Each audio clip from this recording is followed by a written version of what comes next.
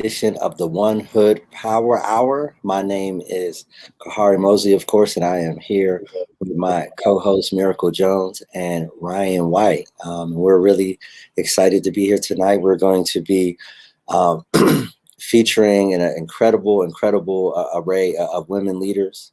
Tonight's theme is Women in Leadership, Making a Difference in the Face of Adversity. And we're going to have four dynamic leaders that we'll be talking about. Before we get into that, definitely, a lot going on in the world. But I did have just one fun thing because, as we mentioned last night on the Sunday night sit down, today is my birthday, and my hot take is 45 years ago today, on the same day that I was born, George Lucas and company began filming on the movie Star Wars, which everyone knows is my favorite movie of all time, my favorite movie franchise. So I thought that was an interesting fun fact that, literally Star Wars and I were born on the same day, which makes sense that, we fit so well together. So that's what I got, I wanted to keep it light, it's my birthday,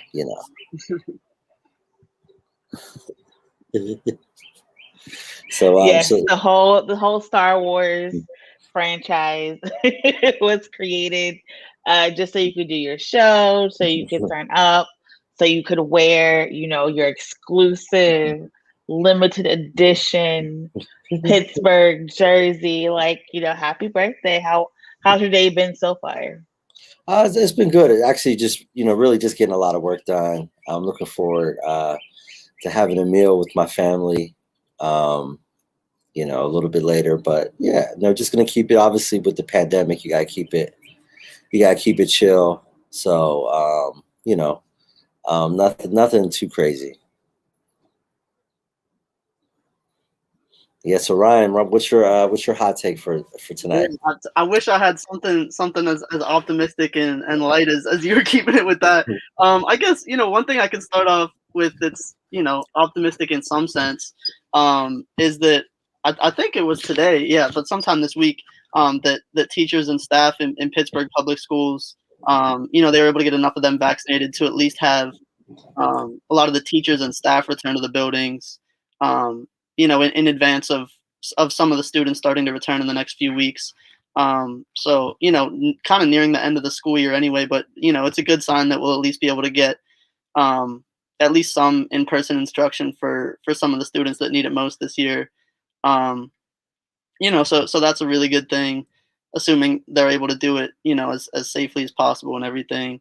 And one other thing I did have too, which I think was unexpected from a lot of people last week, was, County Executive Rich Fitzgerald vetoing County Council's, bill to establish paid sick leave for a lot of employees. And,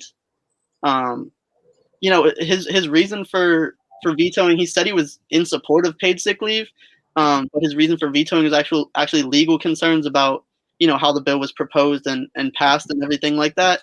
Right. And so then I would really just have questions, both for him and for County Council, because, this is something they've been working on in that capacity since I believe last April. So, if he did have legal concerns about this process, I don't know why he would wait, almost a full calendar year until the actual vote on the bill to bring it up. And then, my questions for County Council too were, if he had brought it up previously, why wasn't there more of an effort to address that? Or, just in general, if it was believed that there was some legal concern about the process of this passing, of them passing it this way, why would they not look into that or change their approach at any point during this 11-month almost a full year period. Yeah, so not as light as Kahari's hot take. Yeah, that's just a disappointing thing from last week that hopefully we can get some more clarity on. Absolutely, and Miracle. Anything else you wanted to share before we get into our wonderful array of guests tonight? I mean, there's so much going on in the world. There was been a couple of incidents downtown with violence. We're going to have Judy coming on a little bit later, talk about how we can all come together and really push back as a community against the hate and violence. And so there's a lot. I know it's heavy for a lot of folks. We have the DC statehood bill going on nationally at the congressional level, and there's been a lot of interesting dialogue around there, a lot of dog whistles there. But some of the things that are, I guess, brighter spots is that people have been getting their stimulus checks. There's been a lot of issues with banks and different outages and system failures, but people are supposed to be this week getting for stimulus checks. We had a round of vaccinations going out this past week. We were at One Hood very lucky and fortunate to partner with Central Wellness Outreach and got a little over, I believe, over 100 folks vaccinated this past weekend. So there's been a lot of stuff going on. So just a reminder, people, guys, staying tuned. On top of that, we got elections. It's election season. All the judicial candidates. We're still having rallies, but COVID-19 is actually, we're seeing a resurgence of cases. So the numbers are increasing a little bit. And so to remind people, stay masked up. Even if you have the vaccine, it takes 2 weeks to really be effective, and you need to have both shots if we're doing the Pfizer and Moderna. So please, please, please, it's spring break. We're seeing all the pictures and videos of folks without masks. So just please be very careful and understand that it may get worse again before it gets better, just because of people just going out. Yeah, no, absolutely. And then one last thing that I said before we, talk about who's going to be joining us tonight. As you said, local, races are picking up. There was a number of significant, endorsements over the last week. We're not going to get into all of them, but for those who are following the local races, organizations, from across the spectrum are beginning to weigh in. And I think that's, something that we all, need to pay attention to, as we are, roughly a little less than 2 months away from Election Day, but probably a matter of weeks away from, for those who requested mail ballots to begin receiving those in the mail as the ballots positions have been cast, and Democratic voters in Allegheny County will have upwards of 40 names to choose from. So make sure you page through all the list of names, and and make sure you don't forget anybody, because that's going to be quite the process of leafing through 40 names while in the voting booth. But that's something that Allegheny voters, are going to have to do. And as we, segue to tonight's, panel, I want to mention everyone that's going to be joining us tonight, and then we're going to jump into our first guest. But joining us, tonight is Alyssa Lyon from EcoDistricts. She's the director of Black Environmental Collective, UrbanKind Institute. Dr. Crystaline Barger, manager of youth workforce experience at Partner for Work. Judy Sue from the Asian Pacific American Labor Alliance. And joining us first tonight, we're very honored to have as a guest the newly minted mayor of Rankin Borough in Allegheny County, Joelisa McDonald.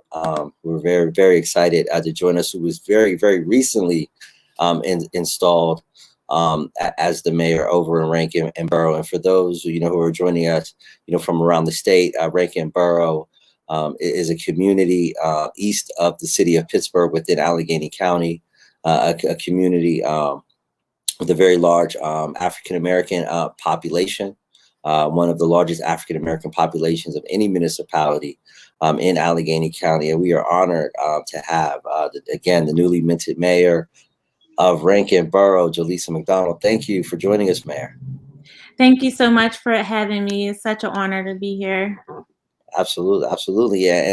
And before we get into the nitty gritty, you talk to us a little bit about your journey to the mayor's office. How did this process come about? And for those who are unaware, how these things sometimes happen. How did it start, and how did you officially become the new mayor of Rankin Borough? So for me particularly, it's been in the process for quite some time. I'd say over the past 2 years, I've been considering to run for mayor, but timing isn't always on our side. And I always tell people that I work on God's time. So once I had learned that our now current, our previous mayor rather, was going to resign, I felt like what better opportunity to seek after an appointment, being as though that I had started this year off knowing that I was going to be running for mayor in the 2021 primary. So what had happened was he, had submitted his resignation, and I submitted a letter of approval. And I'm so glad that you asked this, because that's the number one question that I've been getting is how this just came out of nowhere. And people are like, how did you become the mayor without an election? I submitted a letter to our borough council asking for them to appoint me as the new mayor. My letter was heard through council, and they took a vote on it. And ultimately, everyone voted in my favor, and here I am. Miracle, do you have a follow-up? First of all, congratulations. I know it's like you've been a lot and you've been hitting the ground running from some of your social media posts. So my question is, we always talk about when you are in office, the first 100 days.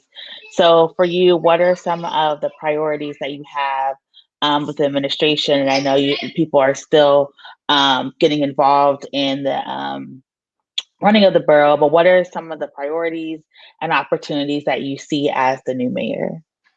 Honestly, one of my first orders of business is to get acquainted in my role and to meet with our borough council, because ultimately I need their support in all the plans that I have to move Rankin forward.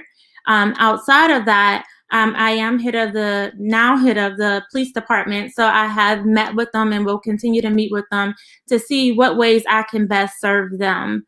And then moving along from the police department, I want to just get out in the community and start introducing myself to the public and our residents and our business partners, to just establish that relationship so that I can start building rapport. So whenever I go to make my moves, everything will kind of already be, the tone will already be set, and we'll all hopefully be all on the same page. Absolutely. Ryan, we're going to go to Ryan for a follow-up. Yep. Thanks, Kahari. Yeah, thank you, Mayor, for joining us. And sorry if you kind of answered this already in your first answer. I lost my connection for a second there. But I just was wondering if you could elaborate a little bit more on, what really spurred your interest in running for mayor, or, seeking that appointment. What are your motivations behind that? Maybe anything in your past experience that pushed you towards doing that. Yeah, well, I've been in Rankin all my life. I grew up in Hawkins Village. I lived there from the time that I was 3 up until I was 16, and my mom moved us out of the projects. So I've seen Rankin at its best, and I've seen it at its worst. But having grown up in Hawkins Village, and then ultimately after college, during college, I came back and rented my first apartment here. I lived there for 3 years. And then I purchased my first home at the age of 23. I've lived in this home for about 8 years now. And I've only seen things be taken away from our community. We once had a strong community center. We once had a health clinic here. And over time, only things have been taken away. And I'm not okay with that. So I just wanted to kind of sometimes you need to get on the inside to figure out what's going on. So this is my way of kind of getting in on the inside and getting my own hands wet to see if there's something that I can do to fix that and bring us back together and move us forward. Right. And, I hope that answers your question. No, definitely. And, for me, when I think about, towns like Rankin, and Braddock, and I feel like they're so often, overlooked.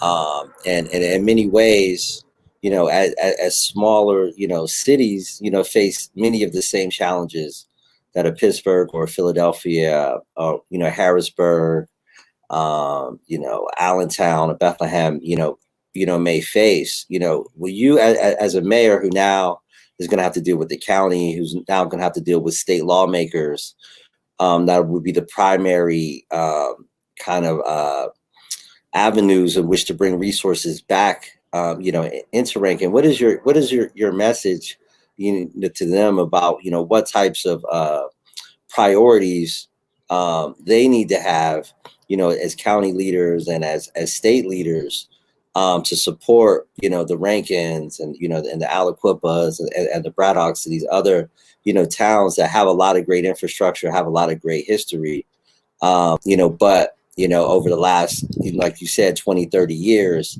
have maybe seen, the rougher side, of the mountain. What are things that they can do from a policy perspective to help that turnaround?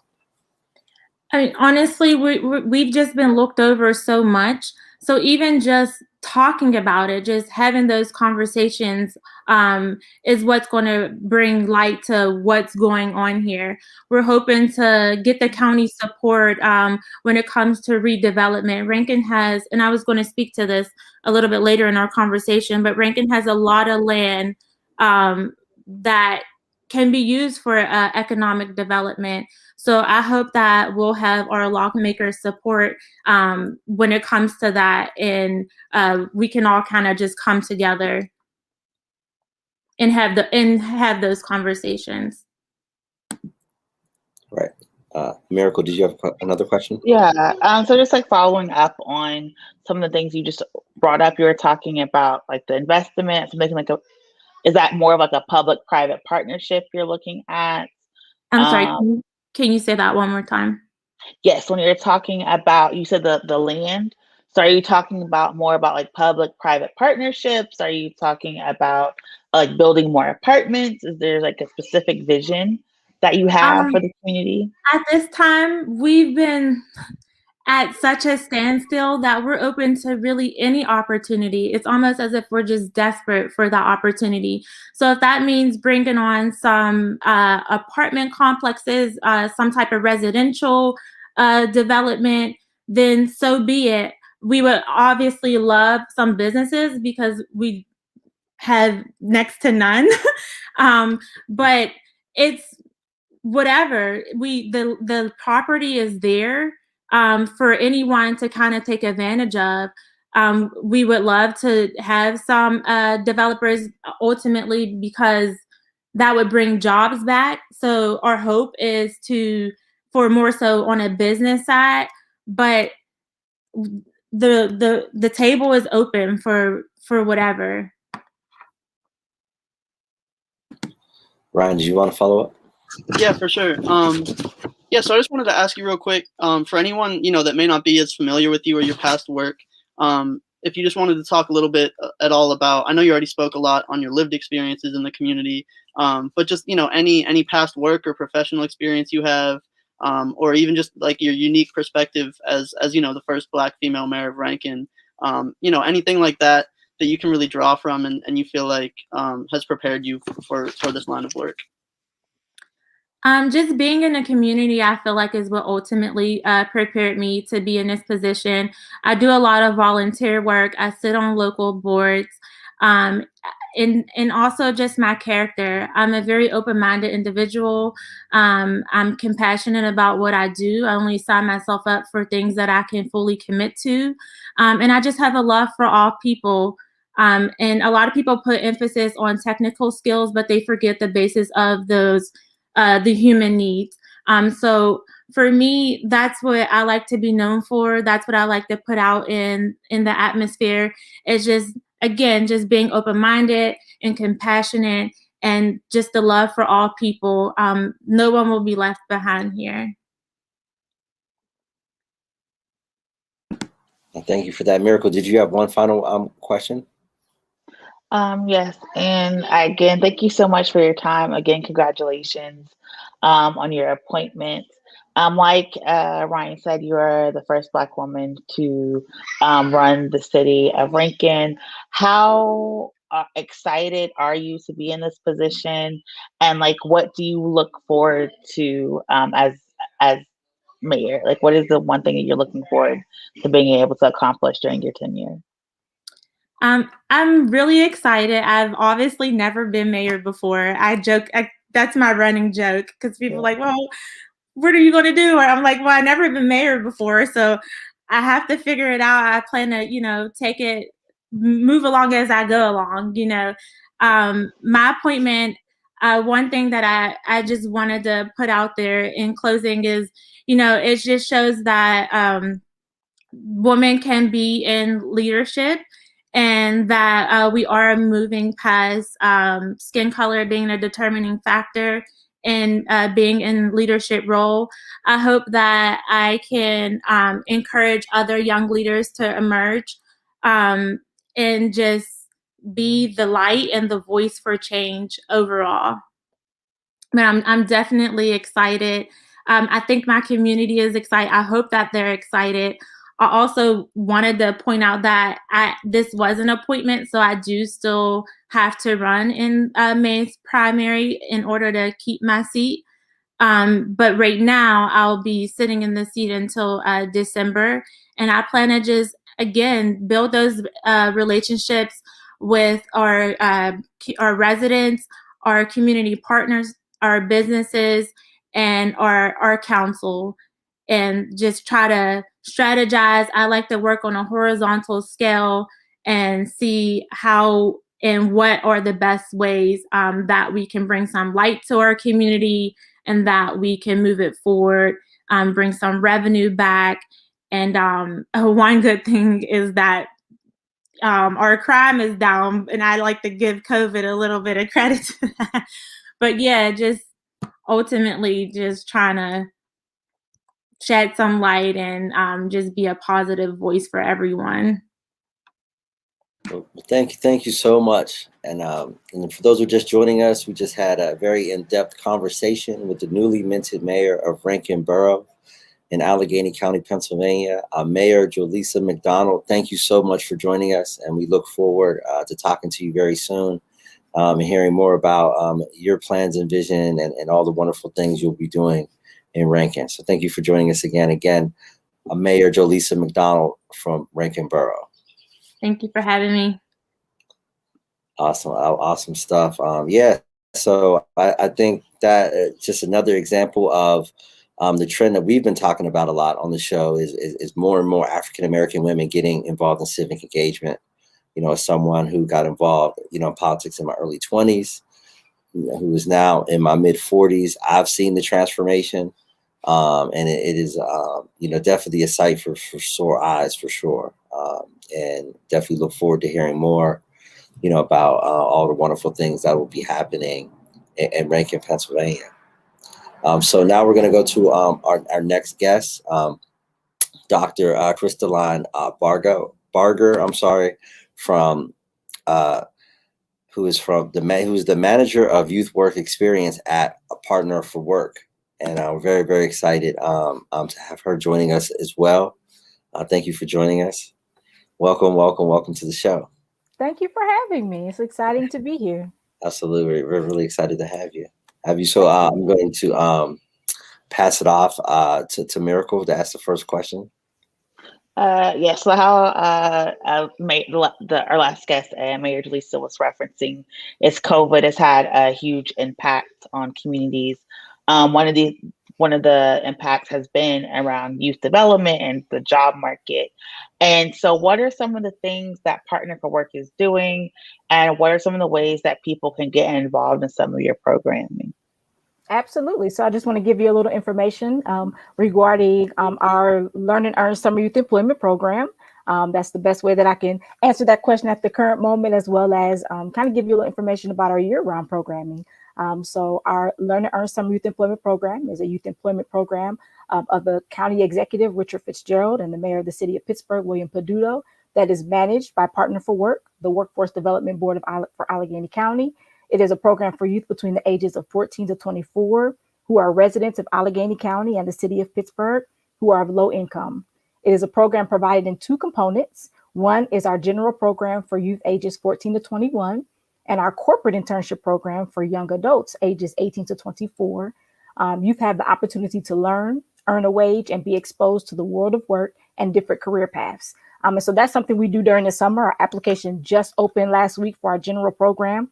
Our corporate internship application has been open since January and will close on April 2nd. The general program will close May 31st. And so we're really trying to get everybody revved up for the Summer Youth Employment Program for this summer. It definitely is a positive experience for young adults and youth to engage themselves in for the summer rather than other things. And then year around, we have programming that our organization funds with state and federal funding and private funding that provides training programs during the school year and exposure programs during the school year to help keep the youth connected to the workforce, prepared for and connected and jump started into the workforce. I hope that answers your question. Yeah, no, that was great information. You know, as someone, you know, in my former life has done some, you know, workforce development work. Could you talk a little bit about, you know, why it's so important? You know, I think, you know, a lot of times folks, you know, look at workforce development as solely just training, and maybe, you know, a benefit is just, you know, we might, you know, get folks, you know, into some in-demand jobs in the region and things like that. But could you talk about some of the ancillary benefits to society, you know, that only those really in the workforce development world are really trying to connect to beyond just, you know, taking person A and putting them into job B? Absolutely. And so one of our main components is that we want every member of the Pittsburgh region's workforce to be connected to the workforce. But we don't want you to just be connected to the workforce. We want you to go after your goal, your dream, your desire. And so if you're looking to be in a high in-demand occupation of IT, if you want to engage in transportation logistics, if you want to engage in childcare, if you want to engage in the finance industry, we want you to be equipped to go after that which you desire to go after. In example, we have a BankWorks program where several banks have come together and they're doing a training program to provide entry-level experience for persons within the Pittsburgh region who want to be in the banking industry. And so again, typically you say, well, I need a job, go and complete an application and just get a job. But when you talk about doing workforce development, you are giving people the tools, the training, the equipment that they need in order to go after the job that they really desire to engage in. Absolutely. Thank you for that. We're going to go to Ryan with a follow-up. Yep. Thanks, Kahari, and thank you for joining us, Dr. Barger. My pleasure. Just wanted to kind of follow up on what you were just talking about. I know you mentioned banking and a couple other areas where, you know, you've been able to connect youth and young adults with these opportunities. So could you just talk about, you know, some of your other, whether it be corporate partners, nonprofit, just, you know, other organizations? You know, I believe when I started at One Hood a couple summers ago, we also had a few interns that were paired through that program. So just talking about, like, you know, more so like the range of different opportunities that, you know, individuals are able to gain experience in and get some experience there.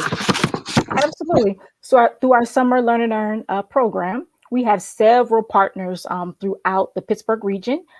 For the general program, we have 22 programs or organizations that we partner with this year to be the employers of record. And they're providing opportunities for young people ages 14 to 21, where they're really doing horizon broadening experiences. And so they're giving them that first level experience of what it means overall to complete that application and then engage in a almost like an onboarding experience and training experience where they're exposing young people to the responsibility of being an employee. And so learning how to do troubleshooting and things of that nature. But then they are also partnering with several businesses, local business partners throughout Allegheny County, whether it be mom and pop shops, whether it be the Fudge Farm or other retail type shops, whether it be a hair store, whether it be a youth center. Young adults are engaging in summer camps and working and learning how to engage with people by starting with engaging with young people not far from their age as summer camp counselors. But then they're also being exposed to IT. They're being exposed to architecture. They're being exposed to a wide range of different career paths that young adults can engage in, at the same time gaining the experience of what does it mean to be an employee every day, earning a paycheck, and not just earning a paycheck, but actually doing work to put that earn in the word earn a paycheck, if that makes sense. Absolutely. I just had a quick question before we jump back to Miracle. You know, when I was involved in workforce development stuff, and this was almost close to 20 years ago now, you know, there was a conversation regionally about a skills gap. You know, and it was a perception that, you know, even at the time that, you know, there weren't jobs in the region, you know, but it seemed like experts were saying there was jobs in the region, but we just had a disconnect between the jobs that were available and the skills that people needed to fill those jobs. Has there been any ground gained in that area, or is that still a challenge that folks like in your world doing workforce development are still wrestling with? Absolutely. So there still is work, but there has been some gains. And so my encouragement is to everyone who is watching today and anyone who will watch the playback to definitely visit the Partner for Work website. A lot of resources are there. And really trying to get as many people connected to the workforce as possible, and providing those apprenticeship training programs and apprenticeship training programs so that those gaps can be filled, so that when in-demand corporations are coming to us or industries are coming to us and saying, hey, we have, you know, these jobs we're trying to fill in 2021 and 2022, though we can really begin that pool of those who are prepared to go into those areas, So we're gaining a lot of strength, but we definitely could use a little bit more strength, if that makes sense. Yeah, and I think it's so important because we're talking about the variety of opportunities that are out there, because I think sometimes people just assume, oh, workforce development, it's going to be just a couple of weeks and there's no way that I can get hired or retained. But you all over at Partner for Work have created a whole system of network to not only develop work skills, but also make sure that people get hired after. So can you talk about some of the other things that you do with this youth program and some of the benefits for youth to come in through your program? Absolutely. So like I mentioned, the Learn and Earn General program is that beginning level experience for youth ages 14 to 21. And so they're getting that, what does it mean to work my first job? But then also we're equipping them. So from 15 to 21, you're getting further equipping. And then that corporate internship program really is that experience where we are partnering with major corporations and programs throughout Allegheny County and the city of Pittsburgh, where they are hiring our interns on as employees. And so they are assigning them tasks and work responsibilities, just like they would their employees. And they are entrusting them, to ask questions, to complete their work, and to really give back product that pulls on their skills, their abilities, and that helps corporations and businesses to push their mission, throughout the summer, but then also projects that they will start that those corporations will take on beyond that. And so the Learn and Earn program really is creating that pipeline by starting early in training our young people and then building them to that corporate internship program so they can put those experiences on their resume. One of the things I like to tell my interns, but then also the corporate host as well, is that I'm really working on a program that prepares young people and Partner for Work is part of the program, to prepare young adults to be able to apply for positions once they graduate from school, whether that be a trade school, whether that be college, whether they're going straight from high school into employment experience. I want them to be able to have an experience that they put on their resume. They can present to the corporation in the interview and say, I am the candidate that you are looking for because I've done X, Y, and Z. So they can no longer receive that statement that we all have received. You don't have enough experience. You need a little bit more time, or you need a little bit more experience. Let's kill that myth, because a lot of our young people are doing amazing work, and amazing work that's quality level, employee already level, within our summer youth employment programs across the United States. Absolutely. And we're go to Ryan for final question. Yeah, thanks for that, Dr. Barger. My pleasure. I just wanted to ask real quick, if you had any specific, practices or programs in place to really focus on recruiting like an overall more diverse and inclusive group of prospective employees. And then likewise, if you had, any practices in place to encourage all these different companies and organizations that you partner with, to institute more diverse and inclusive hiring practices as well. Absolutely. So at Partner for Work, we absolutely believe in a diverse workforce. And so with the Learn to Earn Corporate Internship Program and Learn to Earn General Program, we do not discriminate based upon sex, religion, age, sexual orientation, identity. And that is the same across the board. Even for our programs that we're funding, apprenticeship programs. We're also, one of our major partners that we're responsible for is the PA Career Link. And so we are but we work with them to ensure that they are also working under that guise as well. We have become one of the workforce development boards, one of the only ones that has a DEI committee.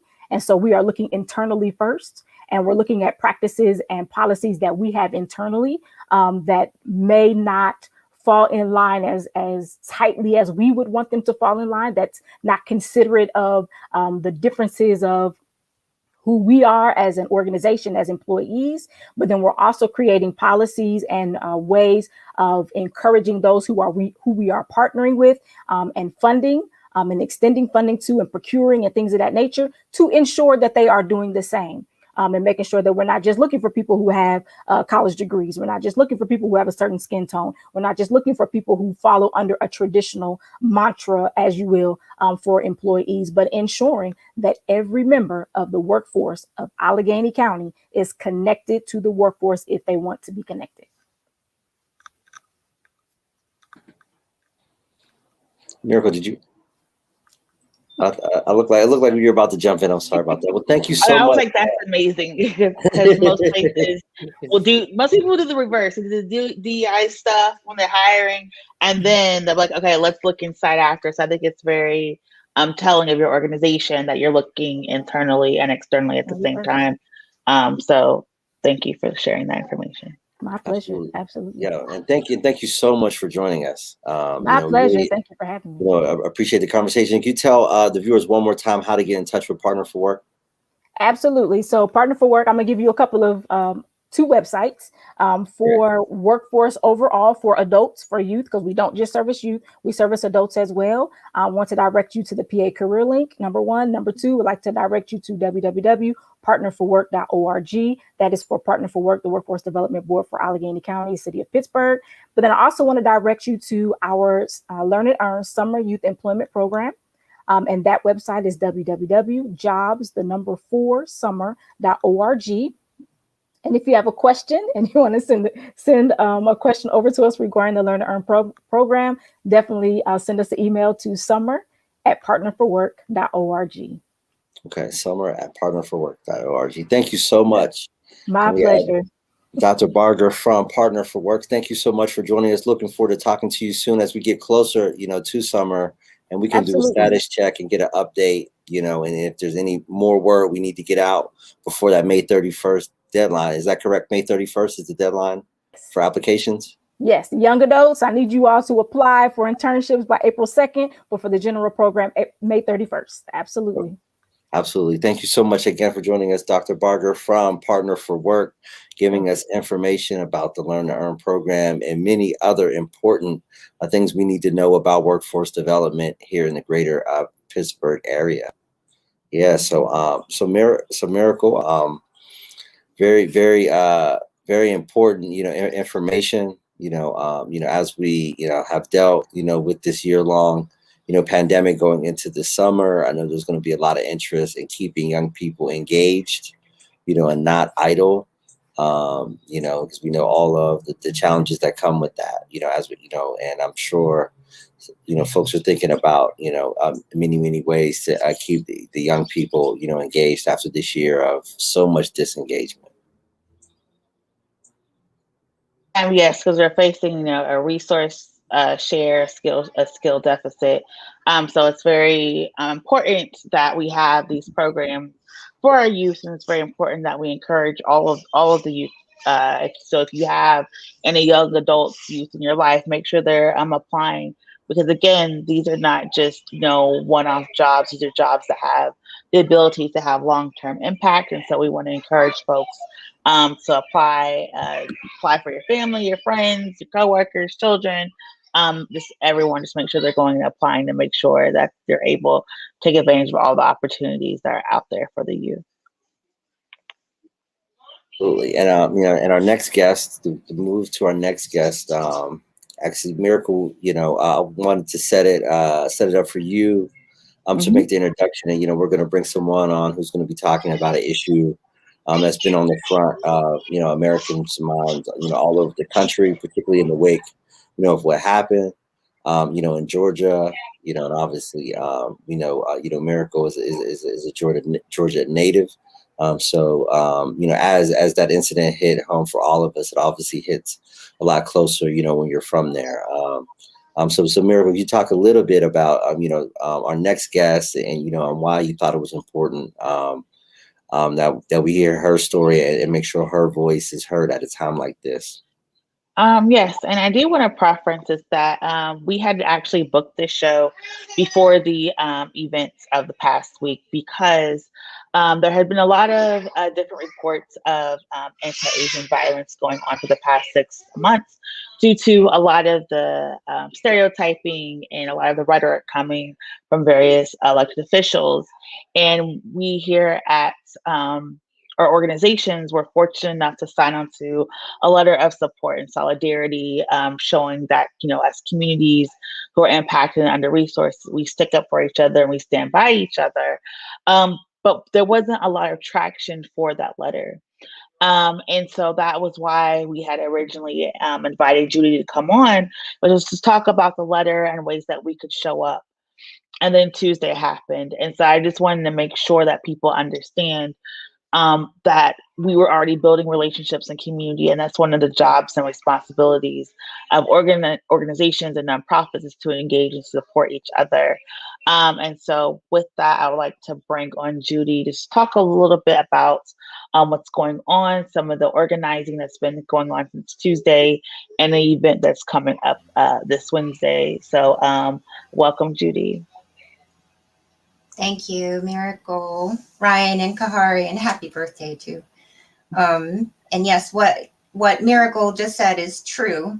Like, One Hood was one of 2 media outlets that were interested in this open letter that we had sent out to the community on March 1st. And that just says a lot about alliances and, the necessity for alliances to kind of define what is normal in a community.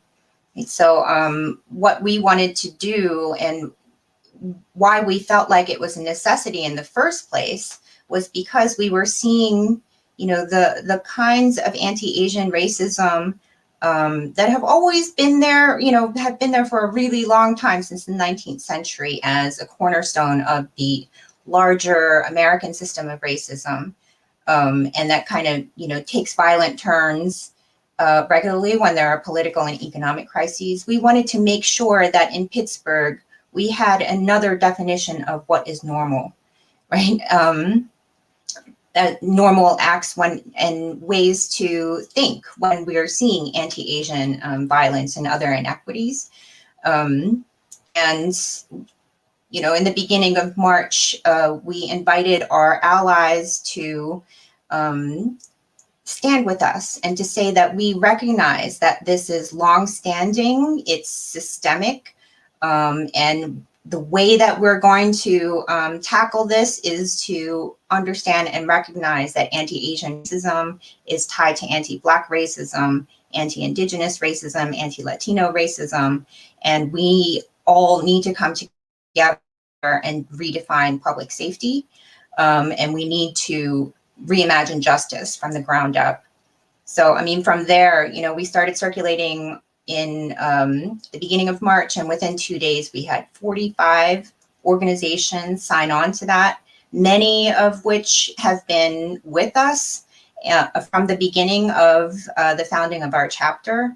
Many Latino-led orgs, labor organizations, including labor unions, AAPI associations, Black-led orgs, and we just could not be more thankful and looking forward to working even more closely.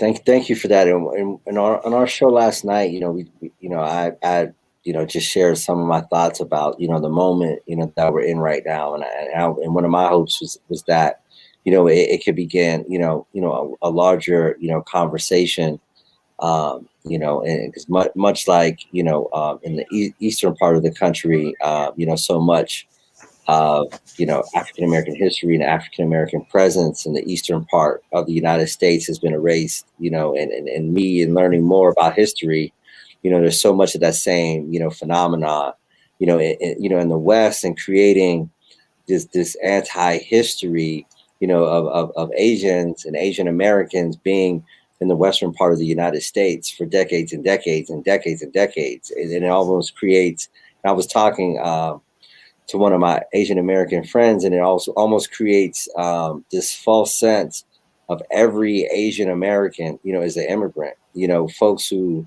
can go back 5, 6, 7 generations always get asked, so where are you from?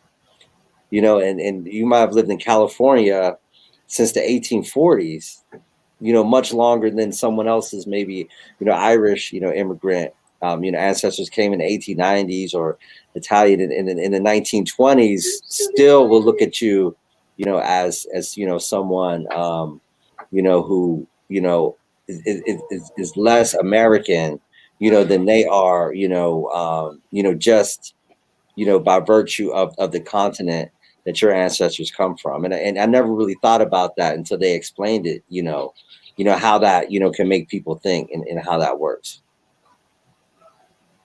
Yeah, absolutely. And part of it is, you know, and we stand up for immigrants' rights, right? That is like the cornerstone of what we do as an organization. And many of us are immigrants. But yeah, there is a definite blind spot in the way that we learn American history and the way that we're taught American history. So much of the infrastructure, the industries, the knowledge, the forms of knowledge and culture on the West Coast are Asian American, right, from the 19th century. So it's really important to know that, and people turn a blind eye towards that. They don't want to see it.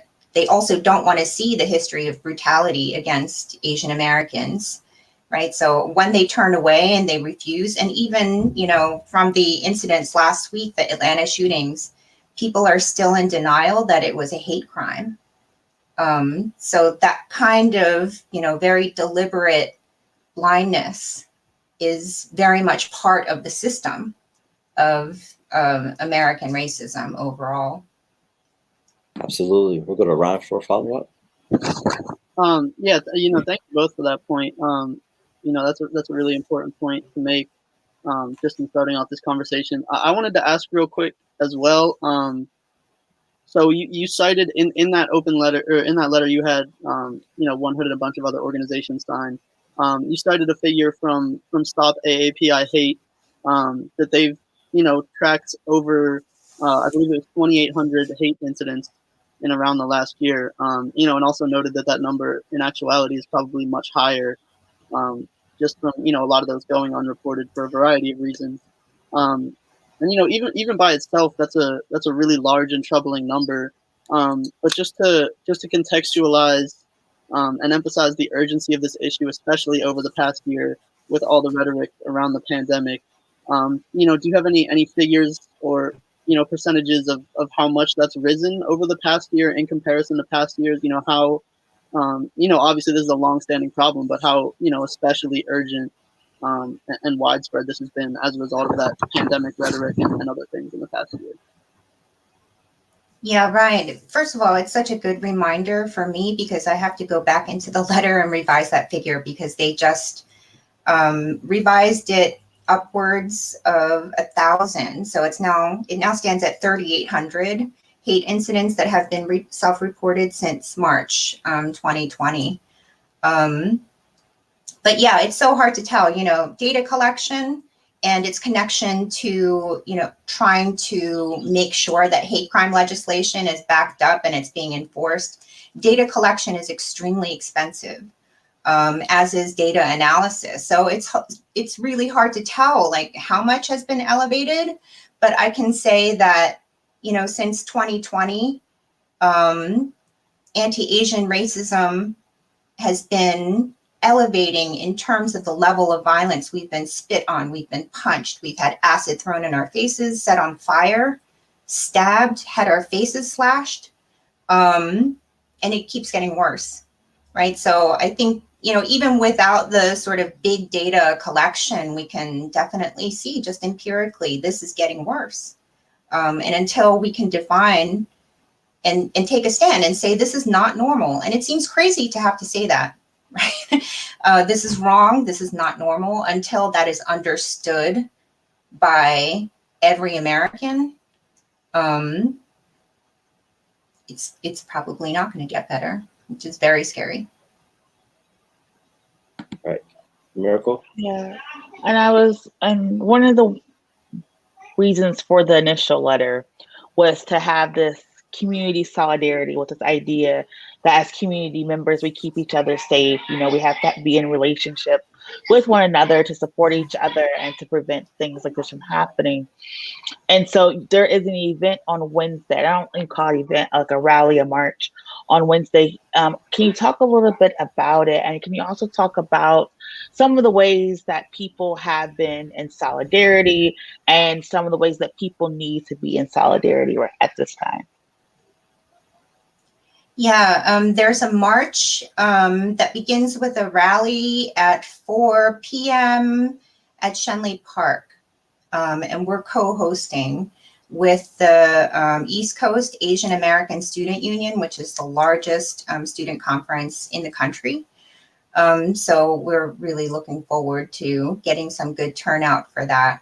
As far as, you know, things that people can do right now, right? And in their own lives and moving forward, just immediately, you can, whenever you just hear anti-Asian sentiment, you know, no matter if it's quote unquote not serious, if it's a joke or what have you, you know, you have the power to put a stop to that.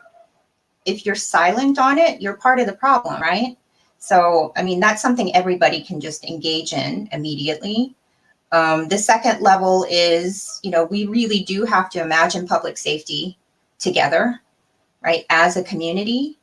The criminal justice system, law enforcement fails us as Asian Americans and Pacific Islanders, right? We saw a really ugly concrete instance of that last week with the Atlanta shootings, including the framework that was provided for it by the sheriff, who said, well, the shooter has a sex addiction. He wanted to get rid of temptation. And therefore, you know, and he had a bad day. So that's just what he did.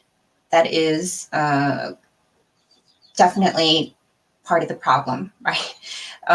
So criminal justice system, law enforcement, we definitely need to make sure that police budgets are going to community resources and to facilitating community alliances that can reimagine public safety. right? And definitely the Alliance for Police Accountability has reached out to us. We're really looking forward to working with them in their new coalition. And in the long term, you know, we need that education. We need new forms of high school education on American racism, as well as the contributions that we have made as APIs, as Black Americans, as Latino Americans, as Indigenous communities. Yeah, that's a great point. I was listening to NPR, earlier, and I forget who the expert was who was talking about this, but even, in the, kind of diversionary, narrative, of this addiction, that the man has still underlies that, a deep, deep history of the intersection, of race and gender, in the Western, perception of Asian women. So even, as they may even say, well, this was like an addiction, is deeply rooted, in a way that, Asian women are presented within Western society, Yeah. which was, just a powerful thing, to hear presented. I'm driving, and, in the car, listening to this, and it made me kind of stop and almost pull over, as your Asian woman, could you talk a little bit about that? Because I think that's a very, very, important point, and it's obviously deeply connected to the way Black women are well as presented, in Western society. Is a very deep parallel that may I've never really connected until I thought about it this morning, really. Yeah, thanks, Kahari, for that question. I mean, I think most women, regardless of their race, are very familiar with the experience of being objectified, right? But Asian American and Black women especially are oftentimes completely equated with their sexuality.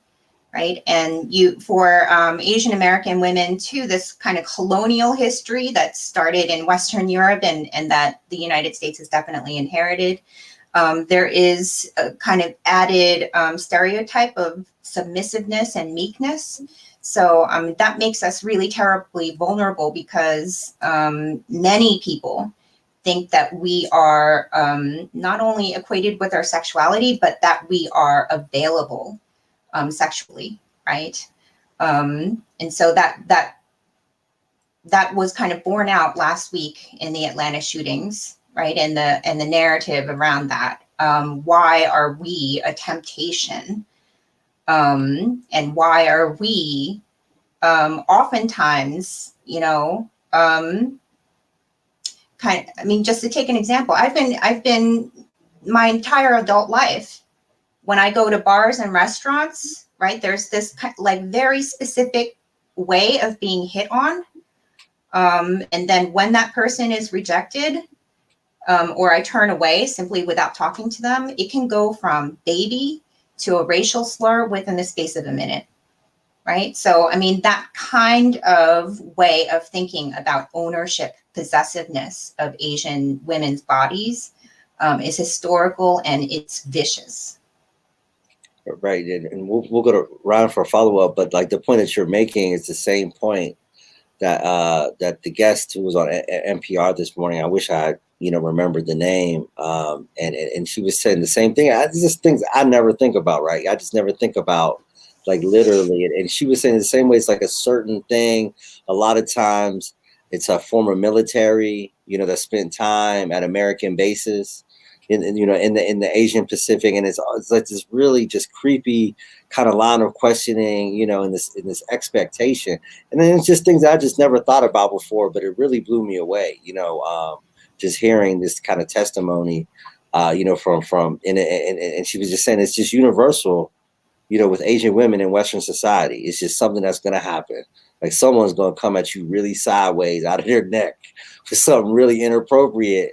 And I just never thought about that before, you know what I mean? And like when you talk about blind spot, it was just a blind spot that I had. That was just like, wow, like that's deep, so I just kind of just wanted, just to share that alignment that I had today. That's all part of this longer greater, more important conversation that that we're having about the intersection, of all these really, really powerful dynamics. But Ryan, would you like to follow up? Yeah, thanks, Kahari. Yeah, and not to shift the topic of discussion, because that's definitely a really important point to talk about, that a lot of people don't really pick up on to that extent. So thank you for discussing that. But I just wanted to give you the opportunity while we have you on here, just to talk about some of the other work that APA LA does, whether it be workers' rights, immigrant justice, just a lot of the other fields you're involved in that capacity. Yeah, we're the local chapter, the Pittsburgh chapter of a larger national organization. And APALA is an organization of AAPI union members and allies that works on immigrants' rights, workers' rights, and civil rights. And so, in normal times, what we do a lot of the time is know your rights workshops for undocumented workers. We also do a lot of advocacy on immigration policy. So we speak with elected officials on what we'd like to see and what we definitely don't want to see in terms of immigration policy. What we've done this year is we've worked on census registration, get out the vote efforts. We've also done a lot of facilitation of aid to AAPI workers who are unable to tap into the stimulus. Right now, our major campaign is trying to get AAPI seniors and other eligible people to sign up for the COVID-19 vaccine, which is often difficult for people who don't know English very well or can't access the web. So that's what we're working. We're extremely busy, but please help us and become a member if you're interested in any of this work. We'd love to see you. Absolutely. America, do you have a final question? No, I think that's it. The reaching out, the support. I guess the best way right now to support is to become a member of APALA and just to show up on Wednesday.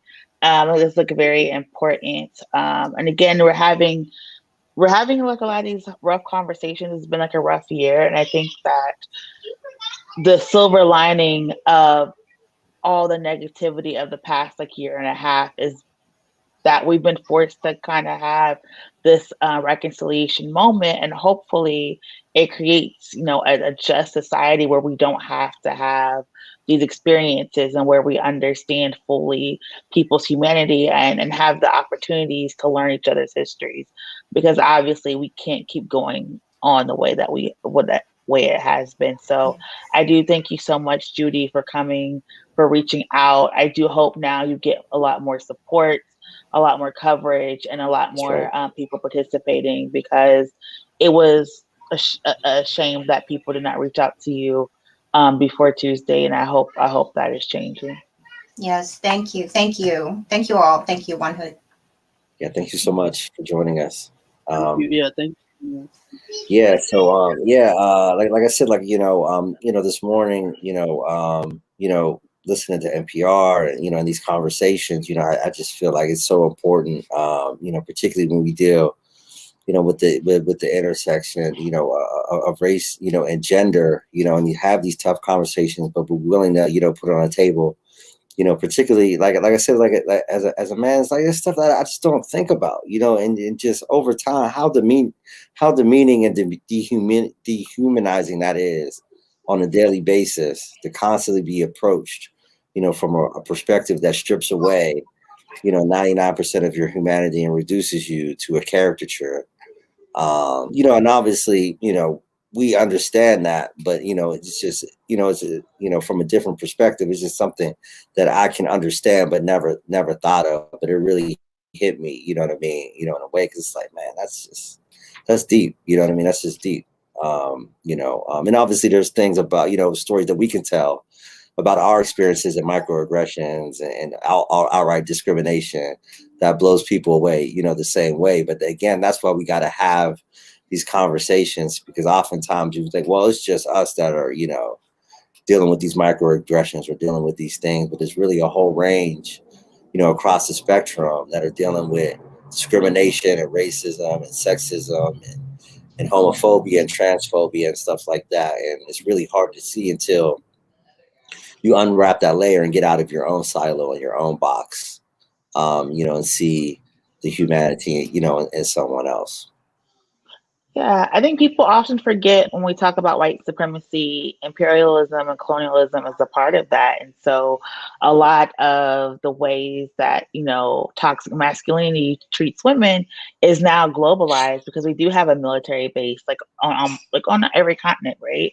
And so we do have these characters from, the Hollywood stories that get churned out, and that's how we end up treating people in real life. And so it's very important when we're talking about whether we're assuming people are sex workers and we're devaluing them, or we're assuming people are a certain ethnicity and we're devaluing them. It's very important that we look at all of these intersections. And I think it's also important. That's why we have our next guest coming on, just to talk about when we're talking about gender and race and health and the environment. That is an intersection that we haven't really discussed until, the past few years, when we're looking at the ways in which the environment is really devastating Black and Brown communities. When you look at the numbers, and we have Alyssa, who's going to be joining us from UrbanKind, who is leading a roundtable and a coalition to look at the ways that the environment impacts our communities, and some of the things that we can do as a community to push back on that. So welcome. Welcome. Hey everyone, thanks. I'm really excited to be here with y'all. How's everyone doing? Doing great. Thank you for joining us. Oh no, of course. Awesome. Yeah, so tell us a little bit about what you do at UrbanKind. Yeah, my name's Alyssa Lyon. I'm the director of the Black Environmental Collective at the UrbanKind Institute. Officially been here 3 weeks today. So super excited. Yeah, thank you. I'm really excited about really advocating on behalf of Black folks as it pertains to environmental justice. So here at the UrbanKind Institute, our goal, our mission is to remove barriers for families in overburdened and under-resourced places, period. Whatever barriers that are, we do that through community engagement and education.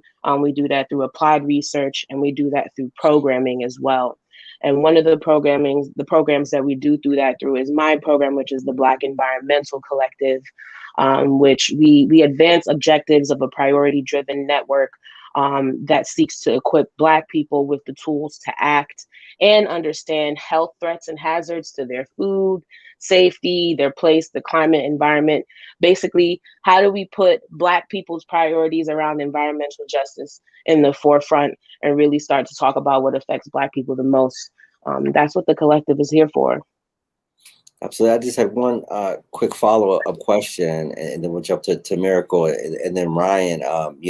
As someone who's, involved in environmental justice, and I spent some time doing, environmental work with the Blue Green Alliance as well as with Green for All, for a time. And, one of the challenges, we always have with, engaging particularly African American community around environmental justice, at least in the initial conversation. I think once we had that opportunity to engage, it was a much deeper conversation. But it was like, so often we would kind of get pushback in the beginning saying, well, I'm dealing with this economic issue over here.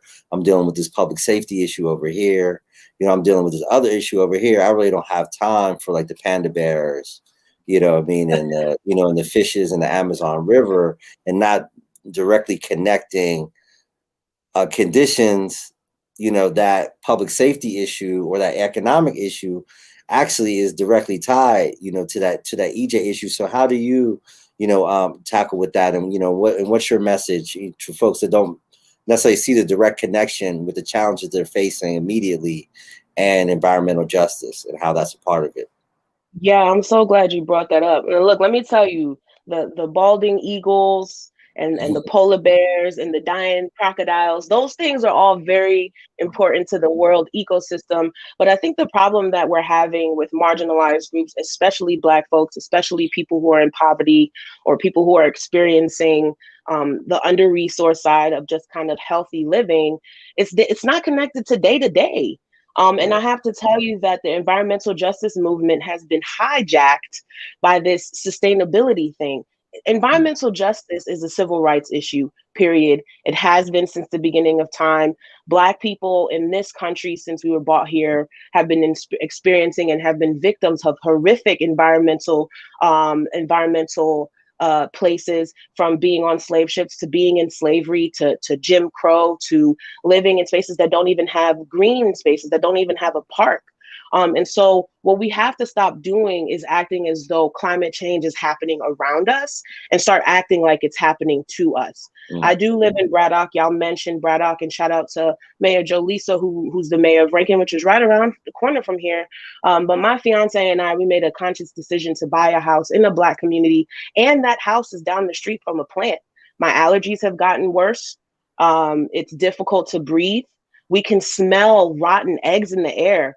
Those kinds of things have an effect on your mood, that have an effect on how you're going to show up for the day. And I know we don't recognize it, but I've been engaged. I have engaged with people in Black communities in Pittsburgh, such as Homewood, the Hill District, Hazelwood, those kinds of places, and they're starting to make the correlations between why their asthma is so bad and why they can't drink certain things, or a lot of the places they live in are food swamps. You know, moving away from this idea of food desertion, we got food in Black communities, but it's hot flaming Cheetos and it's your Philly cheesesteak, and it's not access to your greens and stuff. So we're swamped with bad things, and we're deserted from the good things. And so there are day-to-day interactions that you're having with your community that other people aren't having with their community. They have parks, they have trees, they don't have plants down the street from their homes. Those things you're interacting with, and they cause long-term dis-ease, not just in your mood swing, but in your body. That is literally the formation of disease. And so you have materials out in the air, you have the buildings you're living in are old. Those kinds of things you're breathing in every single day, they cause discomfort. It's not, you know, it's not happening around us. Climate change is literally happening day to day with us. And we need to start talking about that and making it relevant to folks daily. And not burden them with the information, just simply couple it with what they already have. Right. Miracle? Yeah, thank you for that. I was kind of introduced to environmental justice for reproductive justice work because I was talking about, you know, making sure people are healthy enough to have children and to carry children, thinking about some of the reasons why children are born underweight in Black and brown communities due to the air quality, due to the situation with the lead and the water, and even the lack of diet. And so I'm wondering, what are some of the partners that you're looking with to collaborate at this table so that you're able to be more effective as you push this message of environmental justice? Sure. I just want to say that the Black Environmental Collective, although it was born out of this informal desire for people who are doing similar work in the environmental justice movement to kind of just rally, to meet up, to share resources, to share ideas, to share information. And now we think that it's so valuable that it needs to have its own table, it needs to have its own platform, and it needs to have its own direction. And so the collective is made up of about 100 to 150 people throughout the southwestern region of Pennsylvania, and it spans to even Harrisburg and Philadelphia and Erie. And we are all kind of working together collectively to talk about environmental justice concerns as it pertains to marginalized communities. Now, specifically working in the collective, I mean, there are many amazing folks in the region doing environmental justice works. You have Bugs, which is the Black Urban Gardeners. You have the Breathe Network, which really talks about air, asthma. You have the Southwestern PA Cancer-Free Economy Network. They're talking about carcinogens in the air, and they want to make sure that they're establishing some kind of declaration for cross-sectoral collaboration to make a true and tried commitment to reduce the amount of carcinogens in the air that add to cancer creation and formation in the region. You have the Homewood Children's Village, who has a climate change, health, and equity curriculum that they deliver specifically to residents and pay residents to participate in that curriculum. And they're learning about everything from neighborhood style frameworks. They're talking to their elected officials about environmental justice concerns. They're talking about data as it pertains to climate change, health, and equity. You have Reverend Paul Abernathy in the Hill District and in other neighborhoods. It started in the Hill District. They have neighborhood health ambassadors.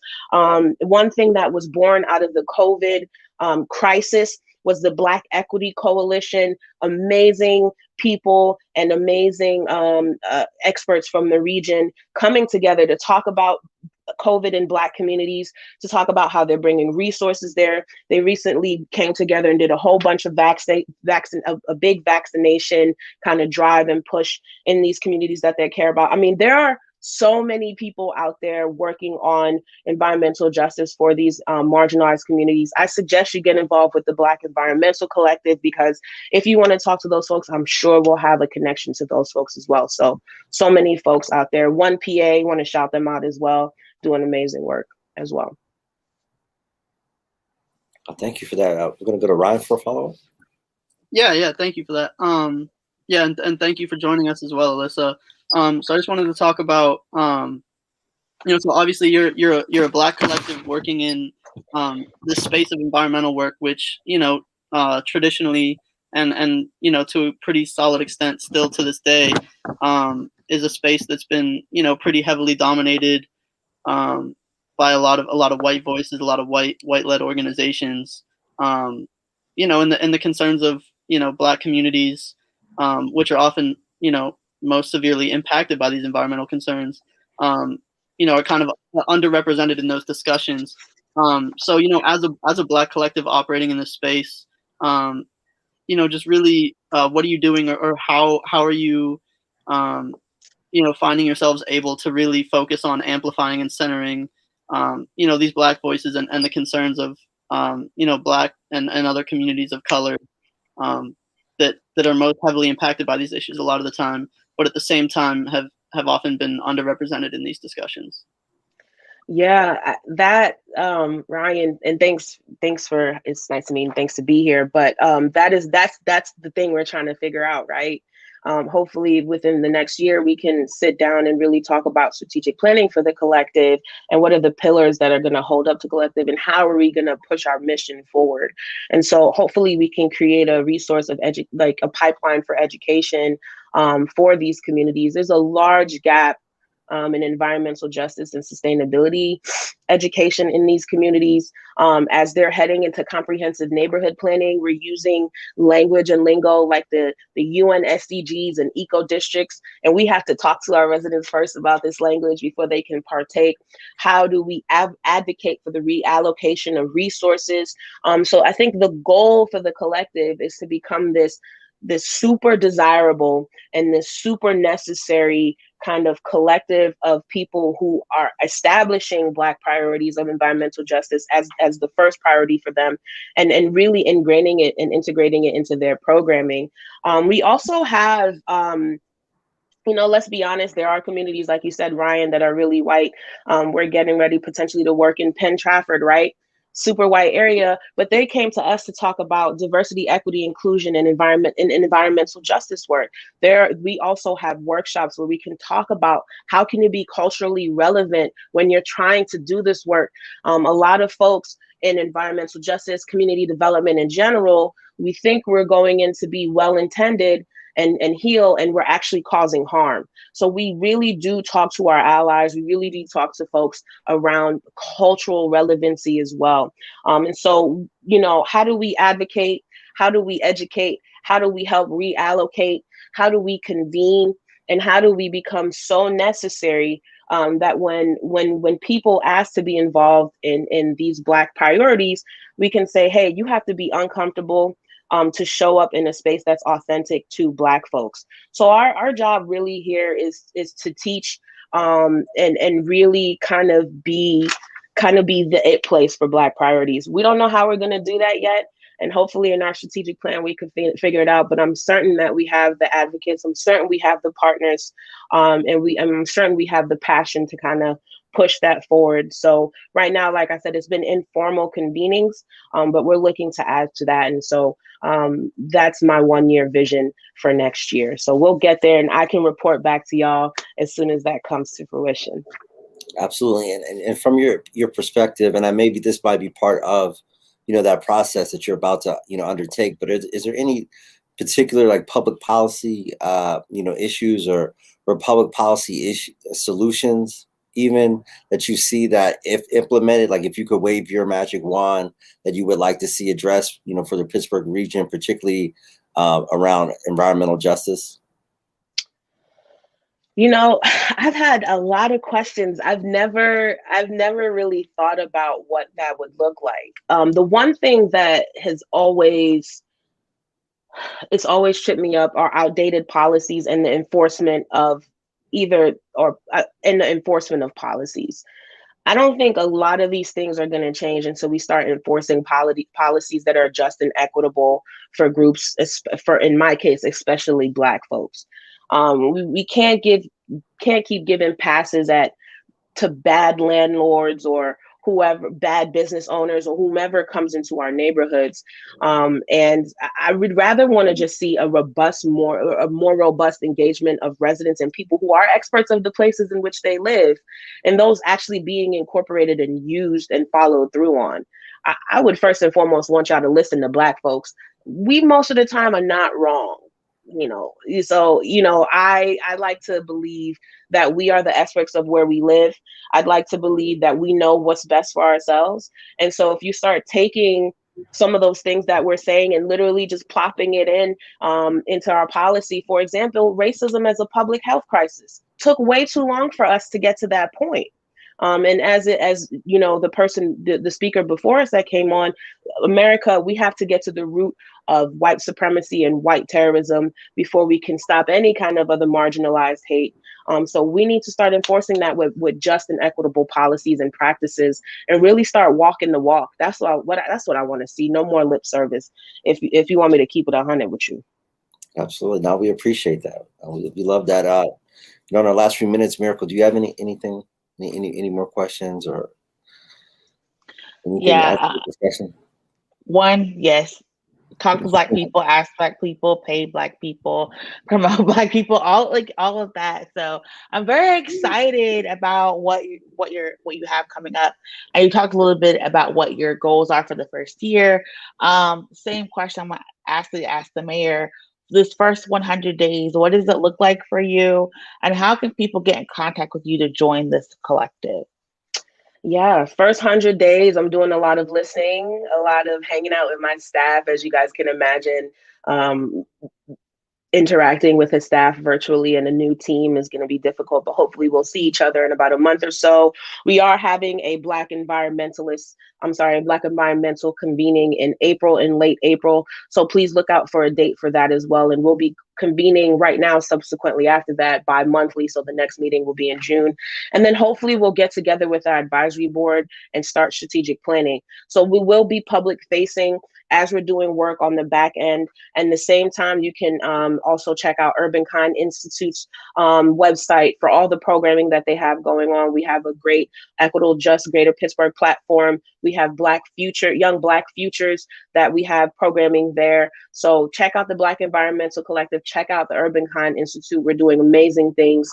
And we'll be here. We'll be loud. And so just brace yourselves for it. And thank you guys for having me. Really, really great to be here. Y'all doing great work. Thank you so much. Alyssa Lyon from the Black Environmental Collective and the UrbanKind Institute joining us. Thank you so much. We look forward to being in touch with you, and me, particularly myself with an environmental background and it's been about a decade doing environmental work. Definitely looking forward to connecting and, and comparing notes as well. So thank you for everything you're doing. Y'all have my email address. Thank you. Appreciate it. Absolutely. Thank you so much. And again, Alyssa Lyon from the Black Environmental Collective and the UrbanKind Institute, rounding out our incredible panel of guests this evening. Wow. Talked to a newly minted mayor, workforce development specialist, advocate for Asian American and Pacific Islander community, and rounding it out with environmental justice. Yeah, so man, I think this was, one of the deepest, most wide-ranging conversations we had yet, and really just want to thank, all of our guests for joining us. Yeah, and then Ryan, do you want to talk about our show for next week? Yeah, absolutely. Thanks, Miracle. Yeah, so next week we'll be, starting a special series that we'll be doing within the context of the Power Hour. It's going to be a legislative visit, essentially. So our guests are all going to be state legislators. We're going to do that starting next week, once a month in the last week of every month. And it's where, we speak to legislators all working on one specific issue, so we can really zero in on that. So next week we'll be talking to a few of the state legislators that are currently working on the Juvenile Justice Task Force, which is currently putting together recommendations, which the recommendations were supposed to come out last week originally, and I believe they got delayed till March 31st. So we'll be able to talk to them about that process next week. But yeah, we'll be able to talk to a few of the legislators who are working on that task force to put together recommendations as far as trying to reform a lot of the ways that the juveniles are sentenced and introduced into the criminal justice system in Pennsylvania. That we feel pretty optimistic about and are obviously very interested in that work. We'll be speaking to Representative Mike Zabel and Senator Jay Costa, and likely one or two other state legislators as well. So, it should be a really informative, interesting, in-depth conversation on that issue. Absolutely. And also at Sunday night at 7, we will also be back for a third edition of the Sunday night sit down. But to run down the rest of this week's programming, I'm going to pass it back to the illustrious Miracle Jones. Okay, so we know it's a start of a new year, start of an election season. If you have not registered to vote, if you are 18, going to be 18 by May 18th, and are a resident of Allegheny County and a citizen, you are eligible to vote. Please make sure you are registered to vote. Tomorrow at 2:00 for What Black Pittsburgh Needs to Know, we are going to be talking about the judiciary. As you may know, this is an unprecedented time. I know everyone hates that word now, but this is really an unprecedented time in Pennsylvania history where we have an opportunity to elect judges from the magistrate level all the way up to the Pennsylvania Supreme Court. And so actually Kahari is going to be one of the guests on the show tomorrow talking about what Black Pittsburgh needs to know. On Wednesday at 6 p.m., we are going to be talking about white supremacy. For This Week in White Supremacy, you know that is our most lively, not safe for work show, but we want you all to tune in just to learn about how we break down the system of white supremacy and dismantle it so we can all just be out here living safe and free and happy and liberated. And then we have, as it's the end of the month, the last Saturday, we have, the Next Level Slam, the Poetry Slam. Vanessa German is going to be a guest judge for our Poetry Slam. We'll have also DJ Amani playing music. So it's going to be a very interesting day as we kick off, Women's History Month. So please join us for our programming. And of course, if there's a story that we haven't covered, is there a conversation that you would like us to talk about, please reach out to us. We are always sending out information. We're always sending out emails to elected officials. Sometimes they don't respond to us, but we really want to have these stories that are about us, told by us, not include us and center us. So please reach out. If you're an organizer, if you're a politician, we are here, we're open, and we're available to have you come onto our shows. So please reach out to us. And with that, I will turn it back over to Kahari.